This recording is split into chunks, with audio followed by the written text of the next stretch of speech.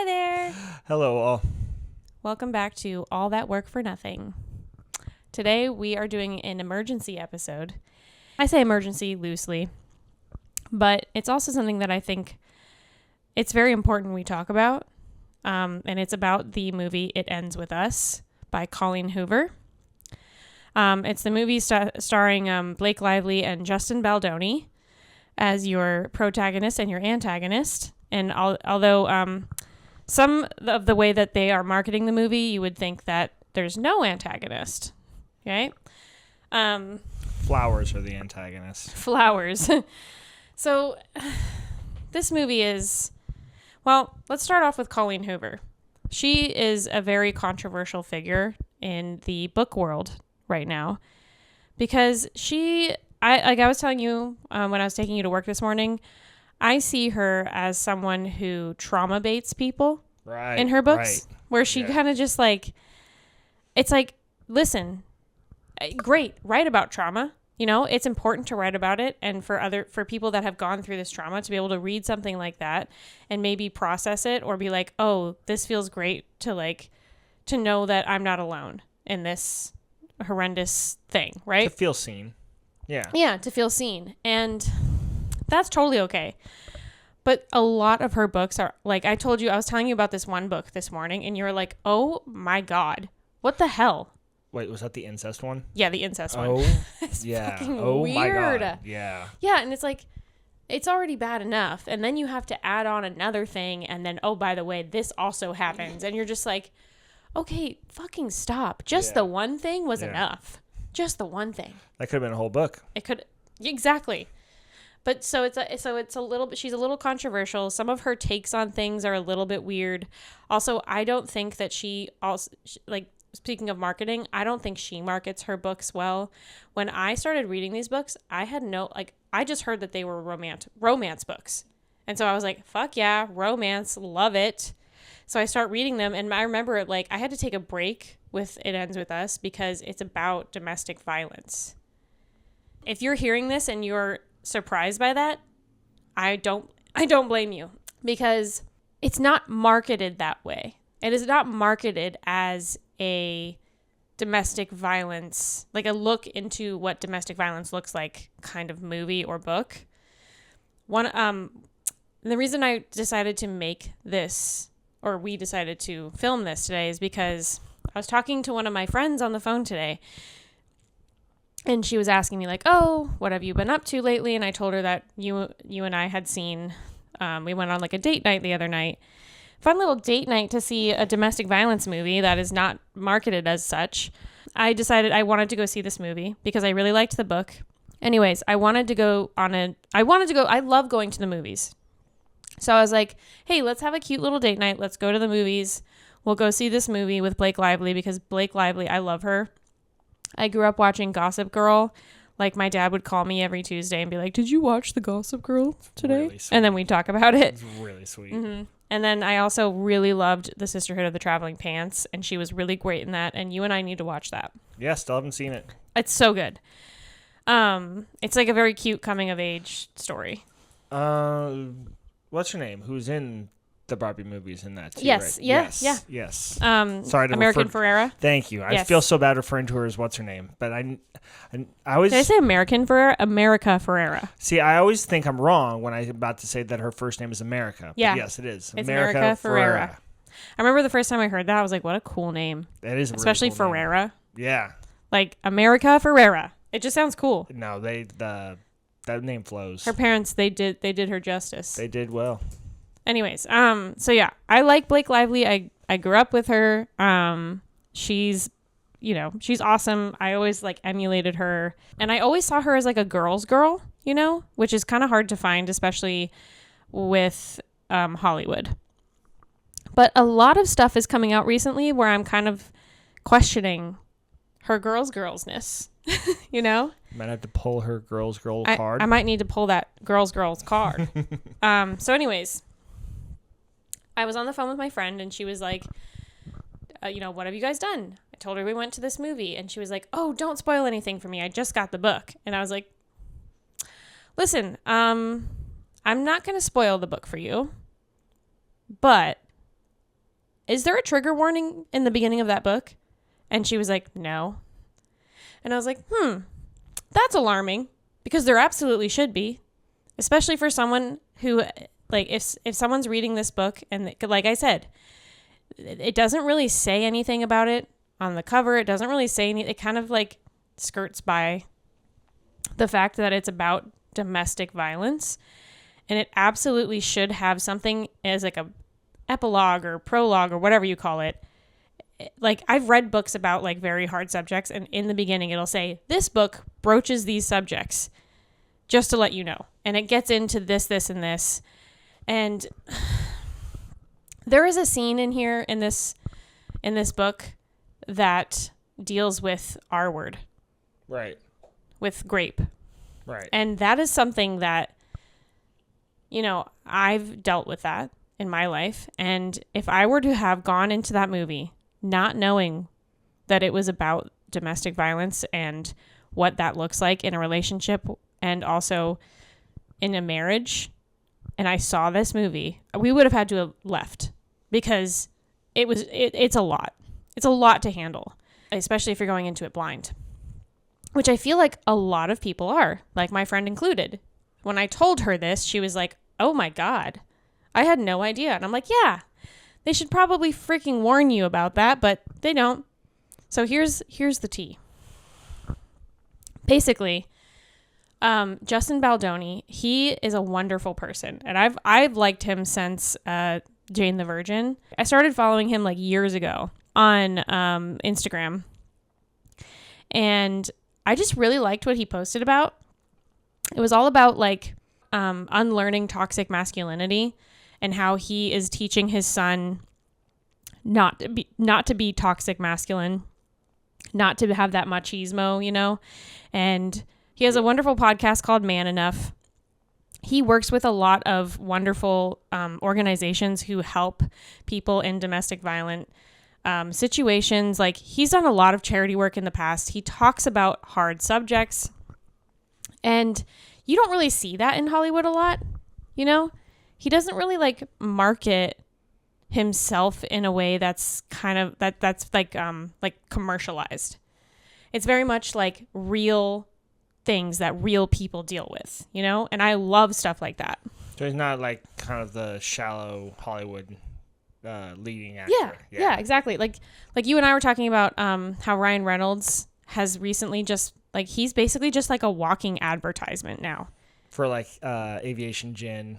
Well, for his own brand. He is a brand now. Right. Like, he markets himself as a brand. And so now, because he's a brand, he can't say or do certain things because it will ruin his brand. And it's like, why would you want to live like that? Yeah. Like, it's just getting to be a little bit too much. So basically, because of Justin Baldoni's background in this, he saw making this movie as a passion project because of what I've said, because of him working with these groups and talking about these hard subjects. So he really wanted to be part of this. So he was a director, a producer, as well as the main antagonist, Ryle Kincaid. And so I thought I heard a rumor that someone else was supposed to play Lily, the main character. But for whatever reason, it didn't like add up or whatever with schedules. I think they said something about her like being pregnant at the time. I'm not sure if that's true or not. I didn't really look into it. Nor do I really care, because we're not talking about that. Blake Lively, who also happens to be Ryan Reynolds' wife, she plays, oh my gosh, her name is Lily Blossom Bloom. Which is just hilarious. And she opens a floral shop. If you told me the name of the lead character was Lily Blossom Bloom and that she was opening a floral shop, I would think this was a cartoon for children. I know, seriously. Right away, I guess, there seems to have been some rumors that Blake and Justin were not working well together. There's sources that are on Blake's side saying that he was being chauvinistic, which doesn't really add up to like the work he's done in the past. And like I was saying about like not basically trying to raise his children not to be chauvinistic. and like talking about the hard topics, like when it comes to men and men's health and all that kind of stuff. So it doesn't really add up. So, and then she was also saying that he made her feel uncomfortable because there was like a kissing scene that they had to do that he made linger too long. It was just very kind of like, it just seemed to me like it was just like this like jab or something, like where it was just like, yeah, and then he made me like feel uncomfortable because he made me kiss for too long. He like lingered it a little bit too long, and it just seemed a little weird. It seemed odd. I'm going to probably talk about this more later, but these seem like studio releases, you know. These seem like things that were kind of coordinated with the studio. Yeah. To basically for them to choose a side. Exactly. And what as we go on, we'll see like whose side everyone's on. When Justin talks with anyone in interviews, he kind of like avoids the subject of talking about working with the cast, and he says like, it was hard being like, they ask him like, oh, what was the hardest part of being the director while also starring in it and also producing it? And he's like, it was hard because, you're working with a lot of different personalities, and he's very media trained. It's like, there's a lot of personalities, and, sometimes they're not going to mesh well, and sometimes people are going to have different artistic visions of something, and so, you have to go with one or the other, and so it's kind of hard. And it just seemed very, like, contrived a little bit, where he's just like trying not to say something because we're sue happy in this country. So if he were to say anything, she could sue him. And also, he still wants people to see this movie. It's an important movie. On Blake Lively's side and the rest of the cast, along with Colleen Hoover, there was this noticeable shift as soon as the movie had started its press bracket. People started noticing, wait a minute, Justin's going off on his own, and he's doing his own marketing, and his marketing looks a lot different than the other cast, especially with Blake Lively. Blake Lively is trying to make this movie seem like there's literally a interview where she's like, grab your girls, put on your florals, and go to the movies and be flirty and have fun. And it's like, this is not a fun movie. It's not a romantic comedy the way she's trying to make it seem. It's not just like a movie that you just go and like relax with your girlies and have like a bubbly or two after. That's not how, like, what this movie translates to. And it's alarming that she's trying to market it as such. There was a group of girls. There was a group of like, what would you say, like 5, 6, 7 Yeah, and women? they were all wearing their florals. Yeah. And they're pink. Exactly how and you know Blake Lively what? was Totally describing. cute. Totally okay. Absolutely okay. But I can guarantee you they went into that movie not realizing what it was about. Because this is the trailer. Lily Blossom Bloom is just a normal adult girl. And she's living in Boston because she wants to start her floral store. And she meets this really hot man, this hot piece of ass named Ryle Kincaid. And they're really cute together. And she's running after him and he's running after her. And nothing seems wrong there. And then, but wait, there's a guy from her past that she lost her virginity to who's coming in. What will she do? Who will she choose? Yeah, see, like, that's what I took from it. It was called, like, they said something in that commercial where it was like, the summer smash. Oh, they said summer smash in a movie about domestic violence. Yeah, and they're not warning you about this subject, which needs to be fucking warned. This isn't something that's cute and fun to talk about. It's not something that people, like I've been saying, if you are a survivor or if you are going through domestic violence, that's not something you want to just have come onto your screen without any warning. You should know what's going to happen. And like I said, there is grape in this movie. It's not light. When we walked out of that movie, I cried. I was feeling so overwhelmed, and I knew what was going to happen because I read the book. And I, before we watched this movie, I realized like, oh shit, I should probably warn Shane like what this is about. So I, like, while we were sitting down, I'm like, hey, just letting you know, this movie is not fun. And you were like, what? Because remember we watched the trailer? No, I had known because I remember you reading this book and I remember what it was about. You reminded me what the book was about.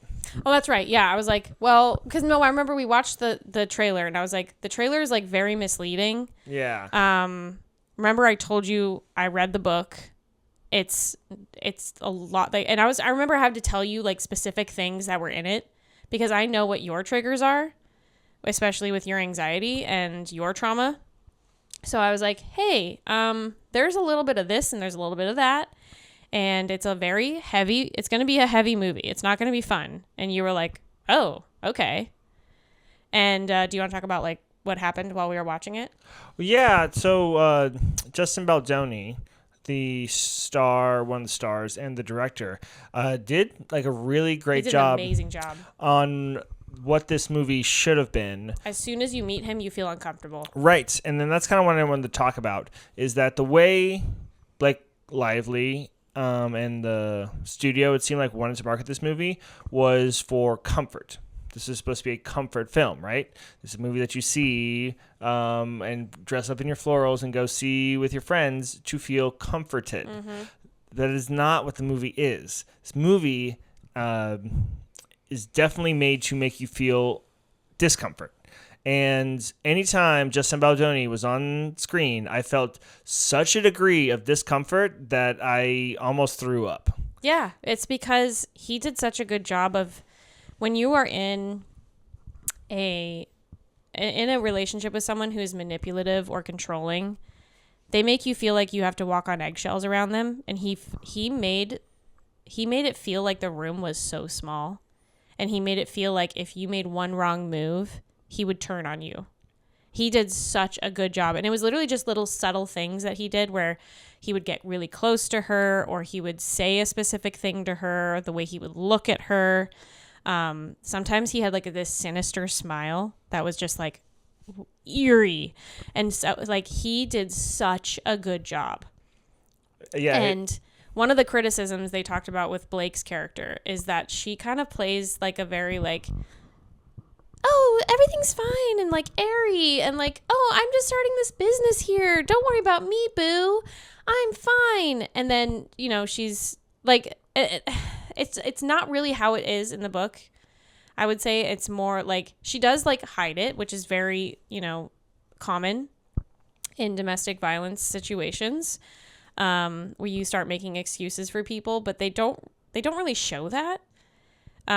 She's kind of just like living her life. It's just like this cutesy girl, and like also has this past with her dad who is a domestic abuser, and they don't really go into that as much. And it's just, it was a good movie. It was very good, but the marketing is really missing. So there's a lot of lore where I've already brought up the fact that Justin is kind of going on his own journey with marketing, and it seems like there's like them against Justin. Justin's doing his own thing, and I think the way he's doing it is so much better than the way Blake Lively and her people are going off and doing their marketing. Blake Lively is trying to be like, oh, well, you know, it's not just about like domestic violence, which is a huge thing to go through, but like, you know, it's more so about like, or Lily living her life and like figuring herself out and like healing and growing. And it's like, yeah, sure.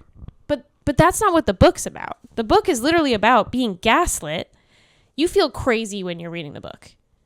And there are parts in the movie where you feel like, wait a minute, did he do that? Did he like, I don't want to give anything away, but it's like, oh, you kind of start questioning yourself. You start questioning the main character, and that like they did such a good job with the manipulation. Which is the director's doing. And apparently like she really wanted to market it as like more than just domestic violence, that she's not just a victim, and that she's more than a victim, and she's more than these things, which is fine, absolutely okay. But the first book is not about that. The second book absolutely is more about her taking her power back, figuring her shit out, and moving on with her life, despite what she's gone through in her past. This book is literally about her being manipulated and abused the entire time by someone she loves and trusts, and then running into an old flame who she's clearly still in love with, and trying to figure out what those feelings are while also being in a very abusive relationship with someone. And so the way that she's trying to market it just seems a little bit dishonest. It seems dishonest, but it also seems like we were saying, like, she has a brand. And so, and you know, and she's married to Ryan Reynolds, who happens to have a hit movie that just came out 2 weeks ago, Deadpool and the Wolverine. And so what a lot of people are speculating is that they saw this opportunity to be like, oh my gosh, this could be the new Barbieheimer. Like, because last year we had Barbie and Oppenheimer. So we had this fun, cute, like, girl power kind of girly pop movie where people felt really good afterwards. And then they would go and see Oppenheimer and feel horrible about the human race. and about the future. Oh my God. Yeah. It was a very important movie to watch, but very hard. So like, it was like this like dichotomy, right? Where it was just like, but everyone was getting so into it. People were dressing in pink for the Barbie movie. And then they were also bringing like their, 1950s style dress wear for Oppenheimer. Yeah. Right. So it was like this cultural phenomenon. So it seems to me like that is what they were trying to do. And another thing is like Ryan Reynolds has nothing to do with this movie, but somehow he is involved in it. And Blake Lively in a interview talks about how he had rewritten the scene where she first meets Ryle on the rooftop. And someone did some more digging and realized that he had to have rewrote that scene during the writer's strike, which is such a fucked up thing to do. Which is what we call scabbing. Yeah, so he's a scabby little Scabbersons. And it just kind of like hammers home the fact that they're so out of touch with reality and they only see themselves as a brand and like this weird like power couple who is going to take over the world with their projects. And it's like, sure, be a power couple, but don't be fucking problematic about it, especially when it's a movie about domestic fucking violence. Like this, you can't even compare this movie to Oppenheimer, and you can't compare this movie to fucking Barbie. Like, it's not feel good. It's not fun. Well, like it's just like you're uncomfortable the whole time, and like it's a very good movie to see, and I think it's very important for you to see it, especially if you are worried that you are in a domestic violent relationship. It kind of shows you the signs of what that looks like. But I think people should be forewarned before going in there. And then also, like, we also noticed, like, her hair the entire time in this movie, like, even after she's been abused, like, it looks beautiful. Well, you're saying that was her, like, that was her brand. Yeah. So, like, yeah, one of the other things that she's been doing with her marketing is, like, she's marketing her fucking hair brand. Not the fucking time or place, girl. Not the time or place. Like, what are you doing? Well, that's the thing. It's just like nothing is sacred. Yeah. So, like, anything is an opportunity to peddle your product. Well, I just wanted to bring up, like, so like you said, Ryan Reynolds and Blake Lively are like a power couple. Yeah. And you hear that word a lot. And it's great being a power couple. But part of the best thing about being in a couple and having a partner is that they're there to keep you grounded. Right. They're there to kind of remind you, like, who you are. Right. And I think and keep you humble. And, not let you lose yourself. Right. And it seems like they've kind of lost themselves. That's what it seems like to me. They're like a walking commercial, you know? Like, this is just the best example of how everything is an opportunity to sell with them. They just are constantly selling. Yeah. To the point where, like you said, they're more of a walking advertisement or a brand than an actual person. Right. And this is like, I don't know if I want to say a new low, but it's a very upsetting. It's very low. upsetting. Absolutely. Yeah. It's just a very upsetting take. Yes.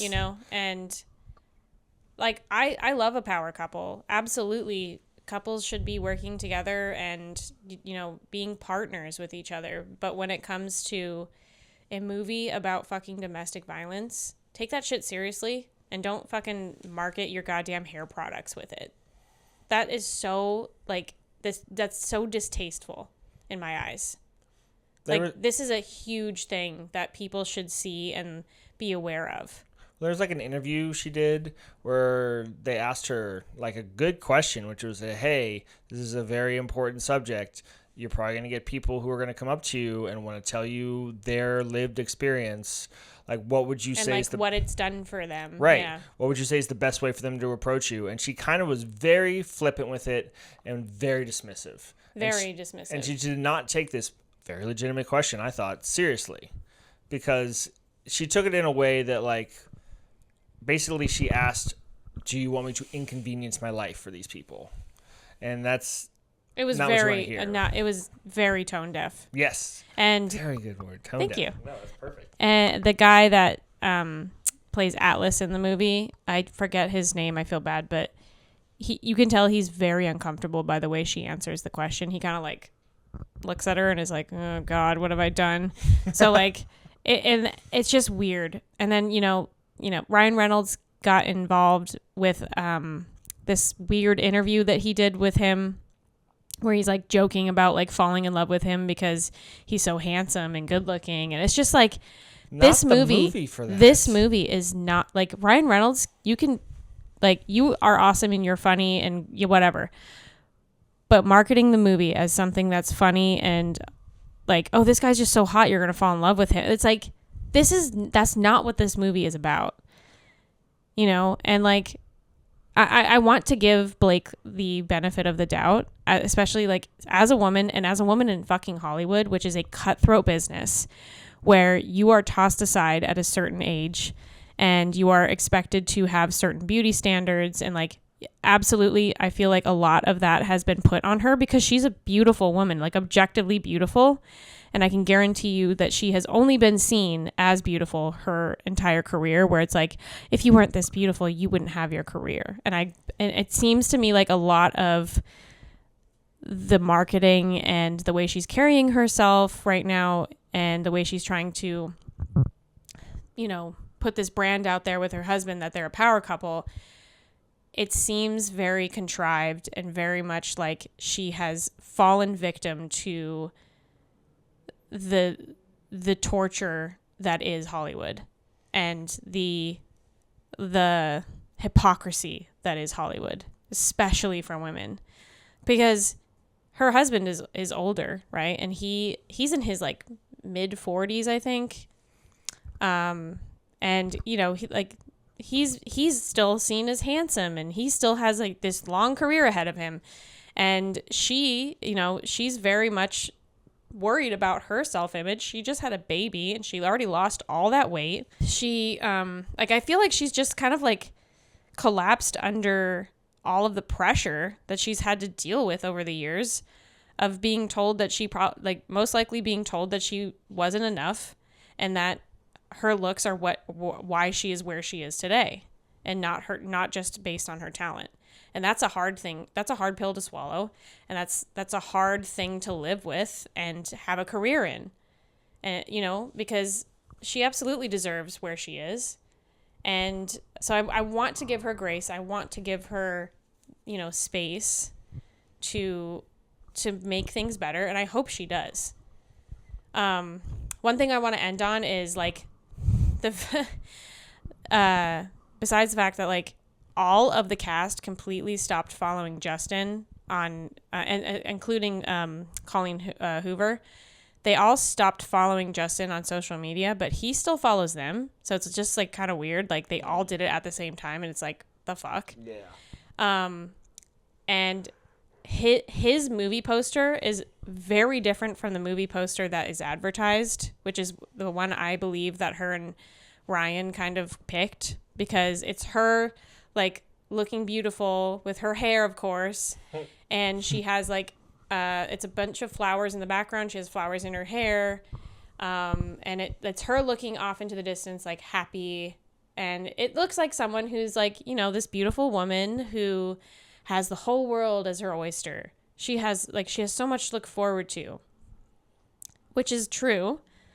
But this movie is not about that. His poster is very uncomfortable. It's a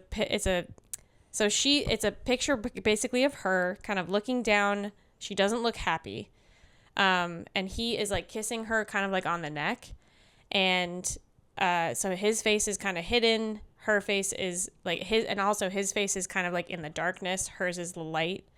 So it shows you the dichotomy between their characters. You can tell that she is uncomfortable. She's not happy in this relationship, even though he's kissing her in a very intimate spot. You're made to feel uncomfortable. And then his says, "We break the pattern, or the pattern breaks us." If I were to have seen that poster and I didn't know what that was about, I'd have been like, oh, this is not a good relationship. Right. You know what I mean? Yeah. And the other one is like, oh, this is like such a fun like romantic comedy. I can't wait to watch it. Which Summer it's smash. not. Listen, it can be a summer smash and it can be about that. Because like I said, this is an important movie. It's something that should be made. It should be talked about. And, you know, too many people go through this, men and women and all people. So it's like, it can be a smash hit, but it's like how you advertise it. Right. Yeah. Like why would you want to be the Barbieheimer of this summer? Why wouldn't you want to be the you of this summer? Right. You know what I mean? Because I don't know. Anyways, I just wanted to make this like emergency episode, basically warning you, if you're going to go see the movie, absolutely see it. Just know that it's uncomfy. It's very much about domestic violence. And if you or someone you know is dealing with domestic violence, please reach out for help. I will put the helpline that you can go to, where you can either call or you can chat with someone online. If that is what helps you, you can also find it in Justin's bio on Instagram. By the way, none of the other cast members have that in their bios or anything about domestic violence or who to like. And also, like, at the end of the movie, there's nothing about where to go for help, which absolutely needs to be in there. And I think they were saying that there's like a director's cut version that's probably most likely very different than the version that they have that you're seeing in theaters right now. Yeah, director's cuts are a very important thing, because I feel like this movie is another example of studio interference. Yeah. Where basically the studio has their like golden calf, for lack of a better word, which is Ryan Reynolds and Blake Lively. So they will side on the side of the golden calf. They're going to side on the side of the thing that's going to make them more money. Yep, and that's the disgusting and disturbing part about that. This should not be about making money. This should be about teaching people and educating people on what a domestic violent relationship looks like, and also how to get out of one, and that your life can still look hopeful after that, and like you are not defined by that being a victim of domestic violence. I think for so many people in Hollywood, something like this ends with popular book mean money. Yeah. And like that's it. Yeah. It goes no further. It's all the capitalist machine. You know what I mean? It's just money. What's going to make us the most money? But anyways, if you're going to see it, just know that it's very uncomfy. You're most likely not going to leave feeling good. I do think I like the ending. I like how it ends. It's great. Like, it's an awesome ending. So don't worry about that. Who knows what's going to happen with the second movie, because Justin said that he will not be directing. And there's also speculation that he will not be returning for his role. So they might have to replace him with someone, which is going to be very weird. Does he come back in the second movie? Yeah. I mean, I don't want to give anything away, but like he kind of has to. So. Oh, shit. Yeah. Oh. Don't worry, it ends well. I'll bring a bucket in because I need to throw up this time. I have not No, been no, that no. anxiety induced in a movie in a long time. I can't remember, to be honest, because I kind of like a lot of that book was very much a lot for me to read. And then I read the second one because I had to know how it ended. And to be honest, I cannot tell you how it ends. I know it ends well. But I don't know how they get there. Don't remember how she gets there or like what that relationship with him looks like in the second book. But he obviously he has to come back for a reason. So anyways, yeah, I will put the links in our description. If you or anyone else you know is in a domestic violent relationship and you want to know how to help or you need help, know you are not alone. It's something that too many people have to go through, unfortunately. And use the people around you that love you for comfort if you need it. Reach out for help in any way that you can and get out of that situation. There's a lot more help than they will have you believe. So anyways, on that note, thank you for listening. Thanks for listening to the tea and the drama. Also, if you saw the movie, tell me what you thought about it. And if you did go in blind, what did it feel like? Did you have to leave? Yeah, tell us your experience. Yeah. Because, like we said, there were people in that movie that I could kind of tell were not aware of what they were in for. It was funny because, before the movie, everyone was all giddy and excited and happy, like that group of girls. And when they left, there was no smiles. There was no happiness. There was a... you could feel an energy change. Yes, there was an energy change and a deflation. And I was like, these poor girls. I feel so bad. I wonder if they went in blind because, that's not a fun thing to go in blind. Anyways, we will see you next time. And we will be doing part 2 of our 1948 election. So stick around. We'll see you there. See ya. Bye. Bye.